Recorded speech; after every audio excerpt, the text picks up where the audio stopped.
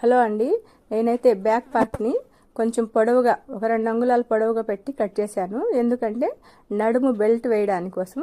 ఇప్పుడు వీడియోలో చూపిస్తున్న విధంగా ఇలా 2 వైపుల ఖర్చునైతే ఇలా ఫోల్డ్ చేసుకొని ఖర్చు అయితే పై వైపుకి మడుచుకొని ఒక కుట్టు నీట్గా వేసేసుకోవాలి. ఇప్పుడు మన గోటితో ఇలా రఫ్ చేసుకొని మళ్ళీ పైనుంచి ఒక కుట్టు వేసేసుకోవాలి.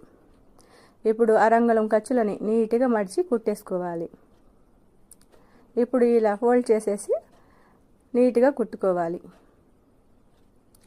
ఇప్పుడు ఇలా 2 మడిచి వీడియోలో చూపిస్తున్న విధంగా మిడిల్లో ఒక రఫ్ లాగా ఇలా మనం గోటితో ఇలా రఫ్ చేసుకుంటే మనం టక్స్ వేసుకోవడానికి 2 కూడా ఒకే వైపు నీట్గా వస్తాయి. అరంగుళం ఖర్చులతోటి పైన సన్నగా ఇలా నీట్గా వేసేసుకోవాలి. ఇలా మనం కుట్టుకున్నందుకు బెల్ట్ నడుము పట్టి అయితే బాగా గ్రిప్ ఉంటుంది మనకు నడుముకి.